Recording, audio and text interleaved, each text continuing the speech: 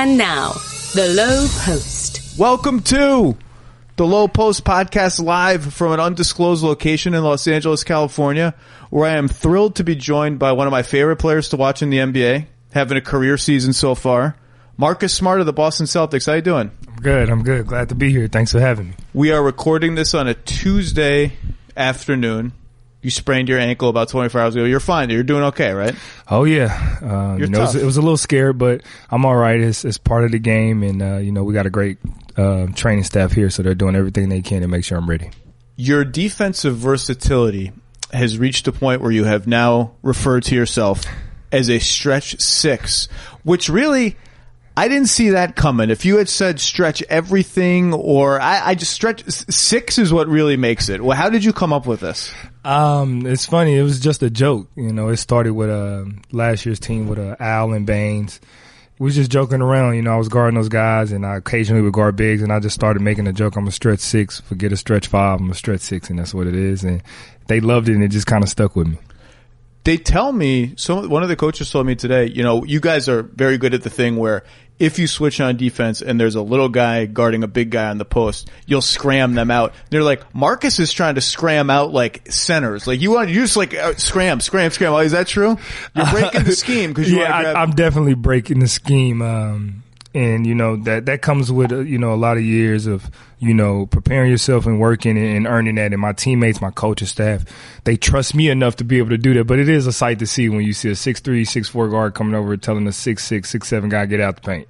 Yeah, Jason, get out. Jalen, get exactly. out. I'll take I got this. So it's weird, but it's something that helps our team, and it's something I'm really good at, and I take pride at. So has there ever? You are a tenacious defender. You've had how can I put this? Some frisky physical moments with a lot of players in the NBA.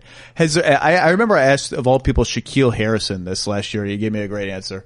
Have you ever had a player come up to you during a game and be like, dude, can you chill? It's like Wednesday on a back-to-back. You don't have to press me 94 feet. Can you just like give it a little bit of a rest? Plenty of times, actually. Really? I've had it quite a few. We'll joke and laugh.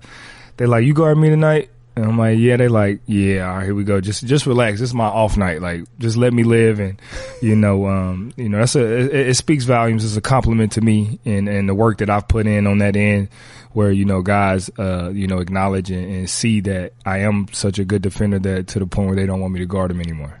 You must know it's over. When someone asks you that, you must know, like, this guy's about to have a bad night.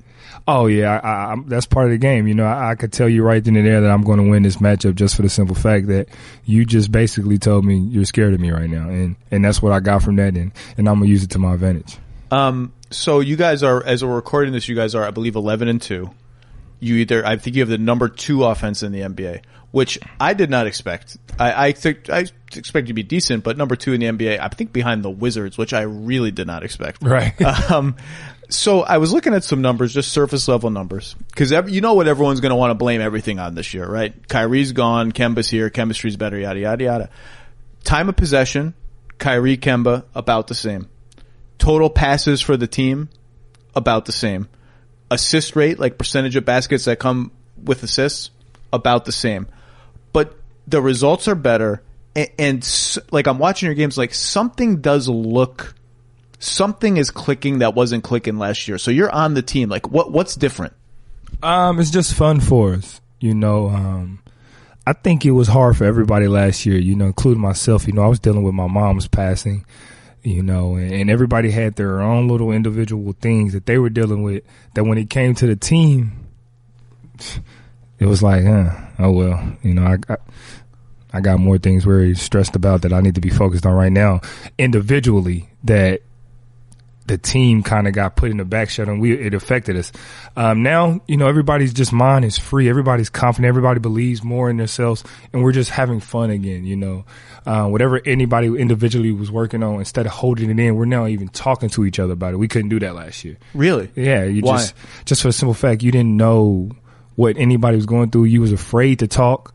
You didn't know how to talk to anybody. Growing up as a young man, you always talk, you don't want to show your emotions. You don't want to cry. And it's this stigma on it that, as a man, you're supposed to be manly, and crying is not manly. Talking about your feelings is not manly, when, that's not true. That hurts. It hurts you in the long run, and mental health is a big issue in a lot of sports. And that was what's going on. You know, everybody was afraid to talk to one another because, one, we didn't know how. Two, we didn't know if this person we were talking to was going to understand or if they were willing to understand. And instead of putting ourselves out there, we just decided to hold it in. What changed other than, and I think you had a very good relationship with Kyrie. You've talked about that. So obviously you're not going to pin it on him. So like why is everyone comfortable having those conversations now and they weren't last year? I think last year just opened our eyes to, you know, the outcome of holding all that pent up aggression or whatever you're going through inside, that it doesn't work for us. It's only going to bring us down, and everyone hated feeling down, you know, and, I'm cool with Kyrie. I'm still cool with Kyrie, you know, everybody on this team, you know, as a friend, as a basketball, Kyrie's a great person. Kyrie had issues, we know, just like every last one of us. Kyrie had to go through some things that he's never been through alone, and he had to deal with it. You know, he didn't know how to deal with it. It's his first time having his own team, not being with LeBron, not having somebody who's been bombarded with that things and know what to say, what to do, and how to do it, and when to do it. He had to deal with that on his own, just like everybody else, and that affected him as well. When did you know he was leaving? When did you know, not like when did you learn, like when did you know in your heart this isn't going to look the same next season? Probably after the first game against Milwaukee in the playoffs. That second game, the very first loss. I kind of had a feeling that some things were going to be changed. I didn't know exactly what those things were, or who, or where it's going to be where, but I knew some things weren't going to be the change. Were going to change and weren't going to be the same. And a lot of people look at that as, oh, that's a bad thing. Change is not necessarily always bad, you know. So I didn't look at it as a bad thing. I just looked at it for a opportunity for us as a team, as an organization, as us individually, to find out truly what we need to do to feel happy again. There were rumblings in the media all of last year that were curious to me, that part of all of the issues dogging your team last year. And by the way, I've never been more wrong about a team than I was about you guys last year. I thought you guys were going to be a 60-win team. I picked you to make the finals. I just thought, based on what you had done the year before, without Gordon and Kyrie, like I was dead wrong. But there kept being these rumblings of part of what's going on is that Brad is force-feeding Gordon touches, and Gordon's not ready because he's coming off an injury, and that's creating resentment among the guys who were there for that playoff run. They're like, these are our touches. Like, what's happening? This guy's not playing as well as that. Was any of that real, or was it ever spoken about, or were people just connecting dots? I think a little bit of both. It wasn't so much that we were mad or they were mad or anybody was mad that he was force feeding Gordon. It was, we wanted Gordon to do so damn well that it hurt us to see him struggling the way he did. And when you go to war with guys and you see a guy go through something like that and the injury on his side, and you see him forcing his way back and trying to play, knowing he's not 100% healthy, you got to tip your hat off.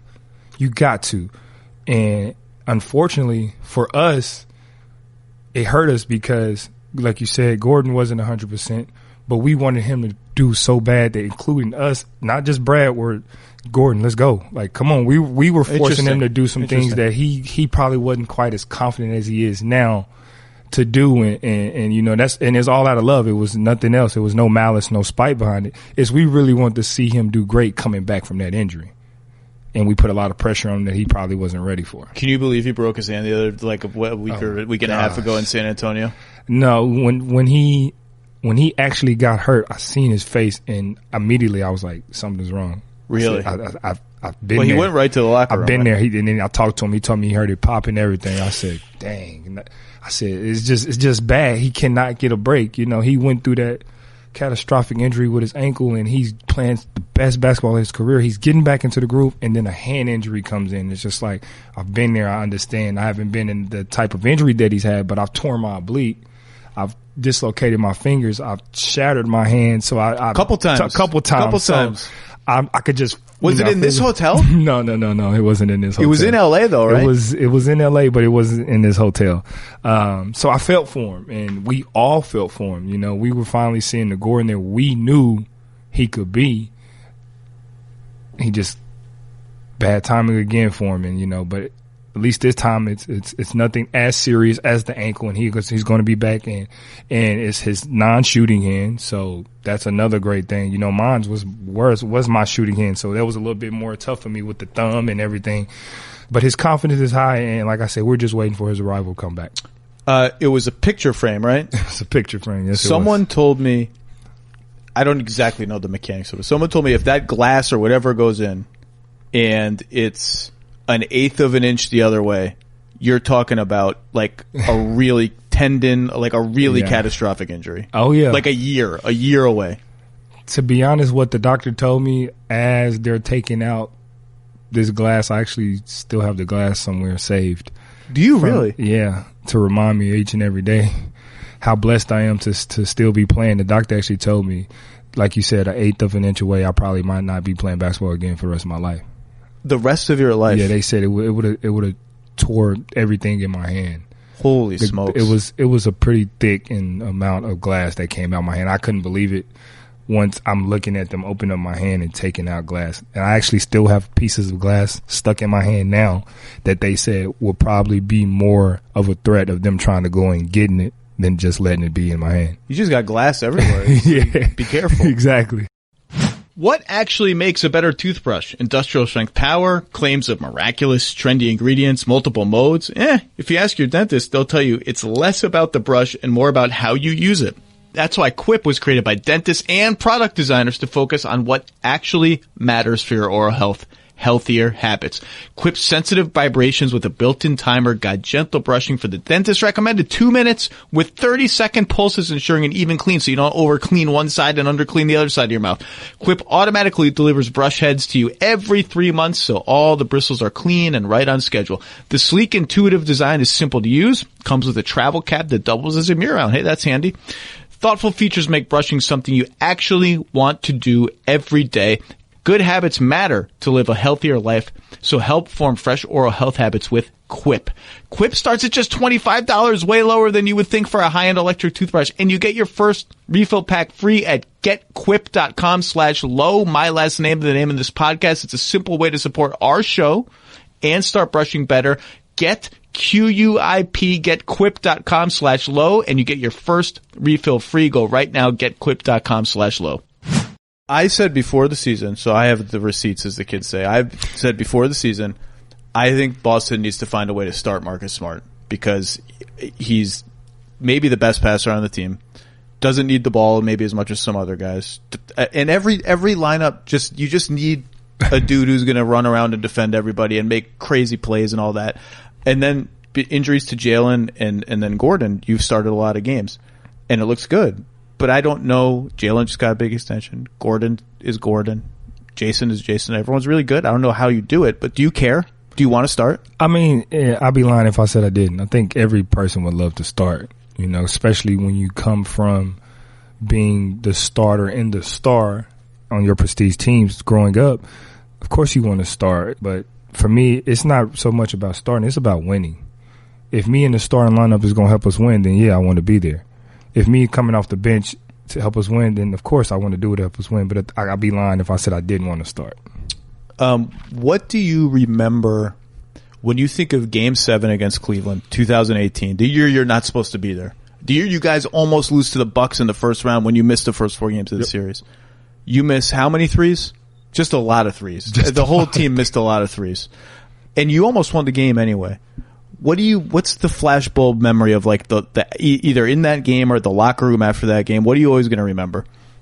For me, I probably say it was just how close we were. Think about it. We were 1 game away from going to the NBA Finals with a team that was not supposed to be there. That's for me, that's the most memorable thing I could think of every time I think of games. So we were this close, 1 game away from dethroning the King in the Eastern Conference and going on to be a team, Cinderella team that wasn't supposed to be there. And to this day, it still haunts me. What do you remember from the locker room afterwards? Who do you talk to? What does Brad say? Brad was Brad. Cool, calm, and collective, you know. It's very rare to see Brad upset or engaged in any type of altercation or anything like that. So he came in and You know, you could see the disappointment on his face. He was upset as well. He wanted to be there too, but he does what a great coach is supposed to do. You know, he encouraged us to come back next year to continue working hard this summer this past summer, and remember that feeling. So if we ever get in that situation again, we can get over that hump. Did you expect to be? I mean, it's early. But did you expect to be, because everyone's talking about the East this year? Oh, it's Milwaukee and Philly, and then like a bunch of teams.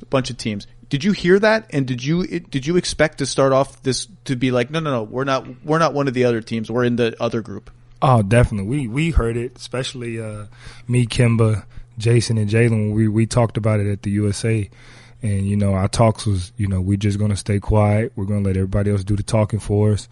We're going to let everybody do the talking against us. We're just going to work hard, do what we're supposed to do in the off season, behind closed doors. And when the season starts, we're coming out fire, we're coming out blazing, and we're coming out to prove everybody wrong. Have you changed your shot at all mechanically? It looks the same to me. It's the exact same shot. So what happened? Just confidence is up. Reputation is up. I'm getting my reps up every day. And, you know, I'm continuing to just work and just really focus on just shooting the ball. You know, I did a lot of thinking. I'd be lying if I said, you know, I'm hearing, you know, I'm not a great shooter. I've heard that affected me, in the past. You know, sometimes my teammates wouldn't pass me the ball, and I probably would think that it was because they probably thinking what everybody else is thinking. He's not that good of a shooter, so do I really want to pass it to him out there? Understandable, but that just gave me more motivation to just keep going. You've transitioned. You've crossed the line for me as just someone watching games where first 2 years ago you would notice, wow, they're really not guarding Marcus. They're clogging the lane. Then it would be like, okay, well, that's above the break three. Like the defense is okay with that. Now you take it, you're like, it looks good. I'm kind of like think it's going in. Do you think this is sustainable? You're shooting 40%. I definitely do. And what's funny, I actually heard it. My teammates was talking to me, Rob, Brad Wanamaker, and they were just saying that every time you shoot it this year, we stand up, we thinking it's going in every single time.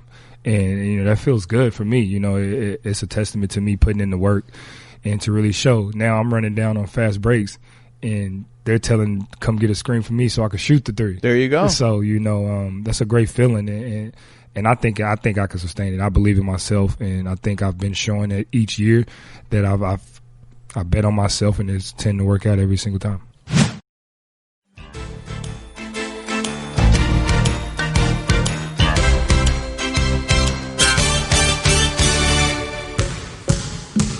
Can you explain the robes, please? The robes are getting out of control. You got a Versace. Someone said Versace, Puma gave you a custom robe. You're now robes are meant to be worn like in hotel rooms. You're now turning it into something that is for the public to see. How did this happen? It was crazy because I actually didn't like to wear robes. I didn't really understand them. I was like, nah, I'm okay.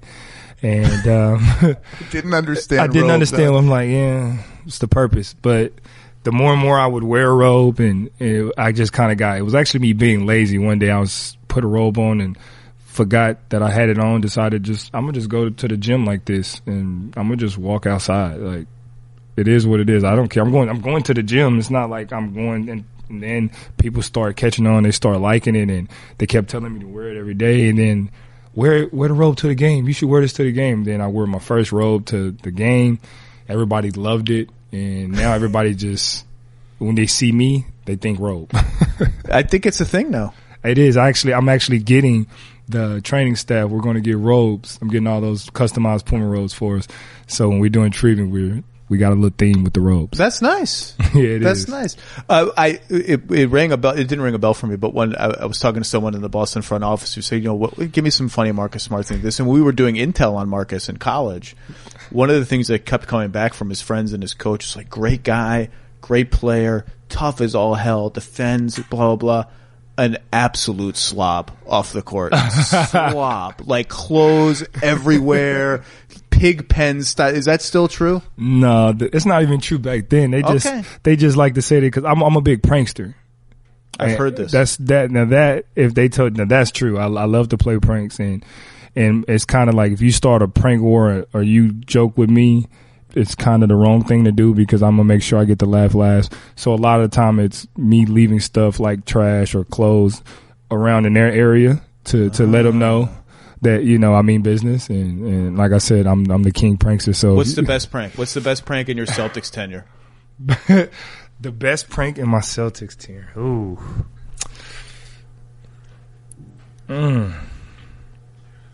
That's a good question. Right now, it's the Romeo Langford one. I just did the Chipotle.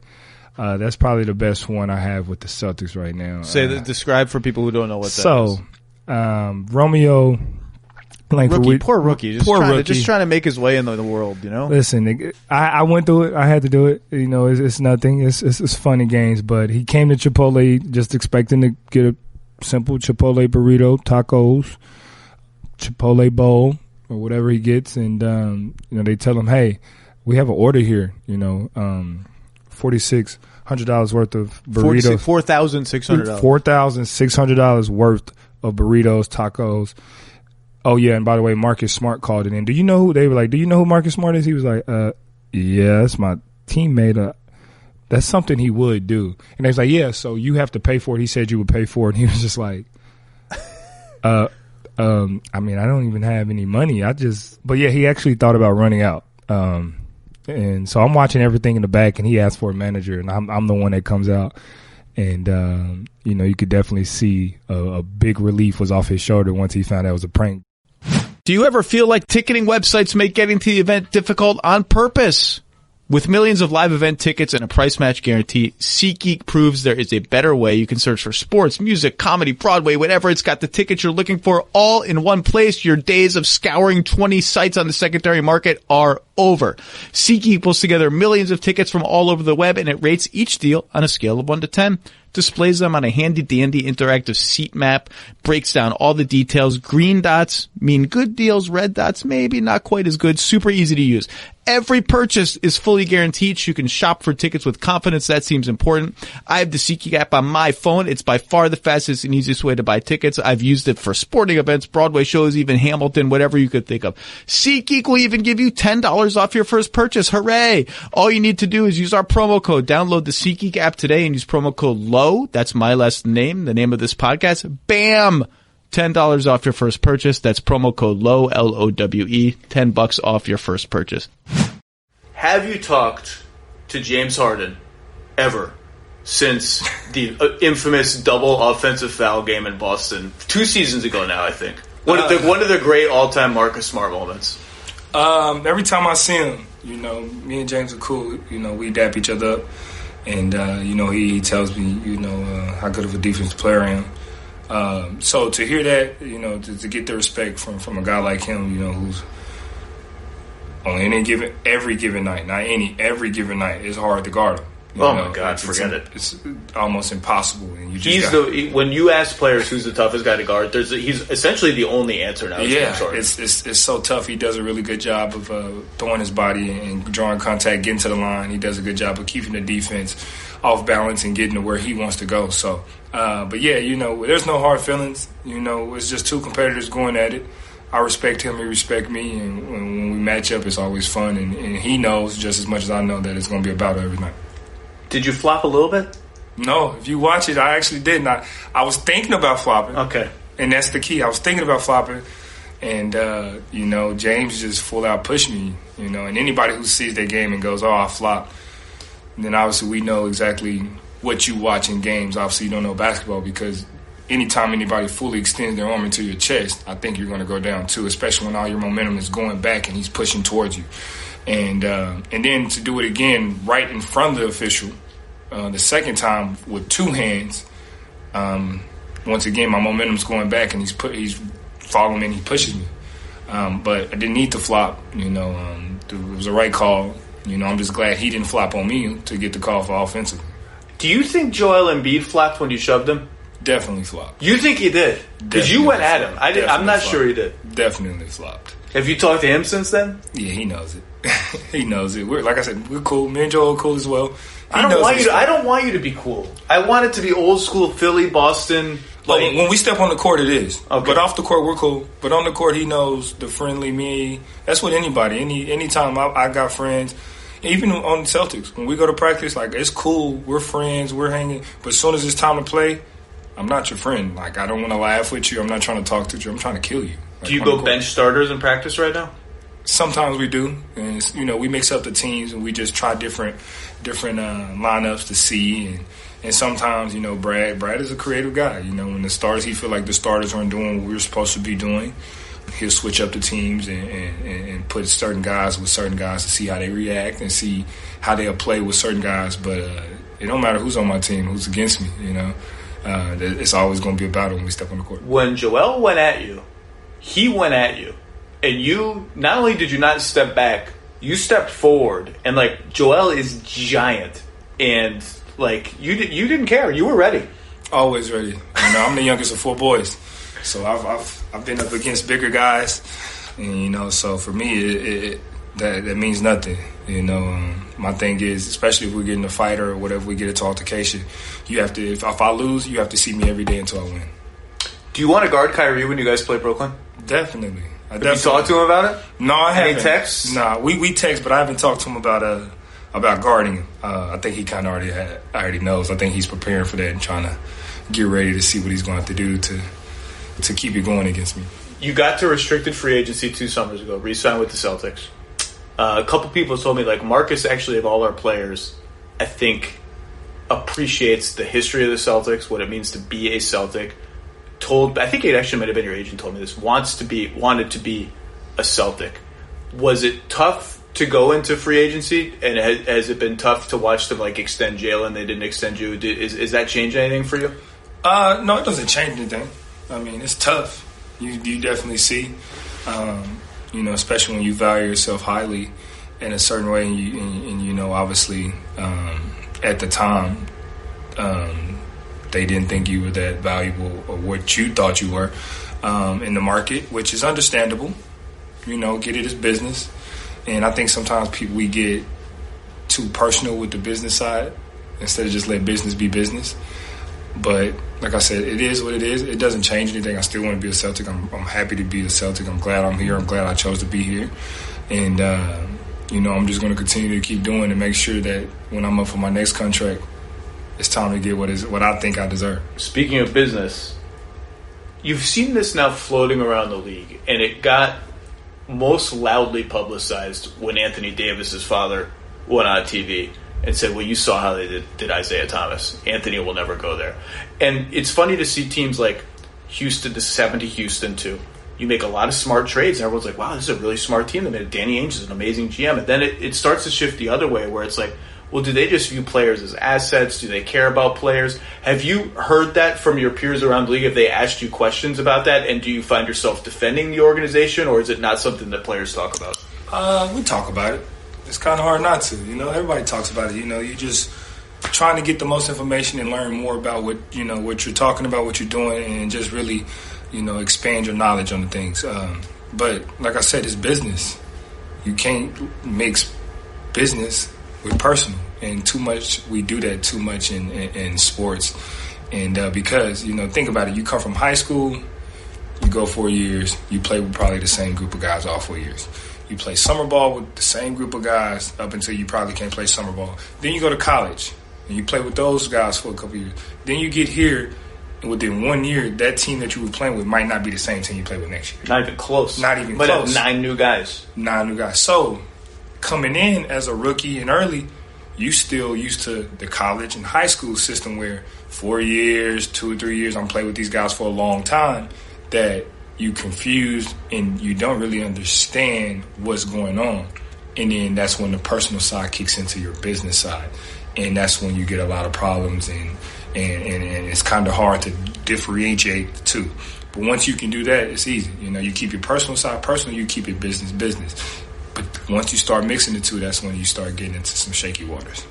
Did you think you were getting Anthony Davis, or how do you keep the Anthony Davis stuff from seeping in to your locker room? And you make the perfect amount of money to be traded, which I'm sure you know about, right? You're the mid-sized contract. So how was Anthony Davis discussed within the team, and B, how was it for you? As because you know when people are going on the trade machine, it's like, oh, Marcus Smart, 12, whatever, it goes right in there. It wasn't so much talked about amongst players. I don't know what the front office talked about, but we definitely we definitely mentioned if we could get Anthony Davis, man, that'd be crazy. That'd be awesome. And definitely, I know, I'm tradable and everything with my contract and everything. But for me, it wasn't so much, am I going to get traded? For me, it was, if I get traded, that's fine. I'm going to just make sure they regret trading me when I go. I like it. Last one, you still doing yoga? Because I know when you lost a lot of weight, yoga was a big part of it, right? Yeah, I'm not doing as much, but I'm still in. I actually cut back on yoga and my Muay Thai. I don't do Muay Thai as much anymore either. So, but I still do it here and there. It's just a good way to just clear your mind and just clear everything, all the nonsense going around, and just get back focused on what you need to do. Well, you're playing great. I was watching the Kings game the other night, and Doug Christie, who's the color commentator for them, made literally as you did it, I was thinking about this. He said Marcus Smart's, it's a little thing, but Marcus Smart's extra passing around the perimeter is like at another level right now. That's like an interesting, that's a skill, right? Like everyone's focused on playmaking, like pick and roll and playmaking, but like you're getting the ball and like the ball is out of your hands before it's like even in your hands. It's already into the corner or the wing. Like, is that something you worked on? Because it's really been shining through. Like everyone thinks about your defense and the crazy offensive rebounding, but like that kind of stuff really matters. Oh, it does. It matters in many ways, and one of the ways is I got a good shot, but I turned down my good shot to give Jalen, Kimber, whoever else, Jason, Gordon, Rob, a greater shot. That just builds confidence for, one, that individual. 2, for the team. 3, it builds this is how we play. So now it's contagious. So now I don't turn down a good shot to give somebody else a great shot. So now they turn down a good shot to give somebody else a great shot or even me a great shot. Now you're playing great basketball, and now everybody's getting the touches. Everybody's feeling comfortable with themselves. Now everybody's shots are falling because everybody don't touch the ball. Everybody feels comfortable. Everybody knows that we're playing for one another.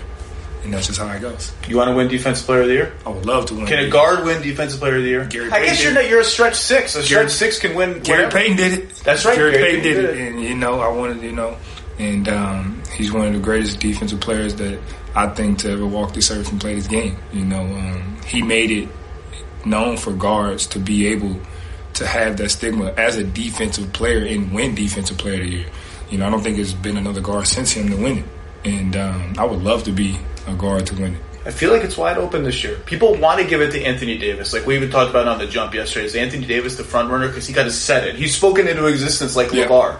Not that he doesn't deserve. He's a great defensive player, but we'll see. Anyway, Marcus, you got to go. It's been great watching you play this year. It's been fun watching the Celtics exceed my expectations, and we'll hope it keeps up. But thanks for giving us a little time, man. Thank you, guys. Thank you.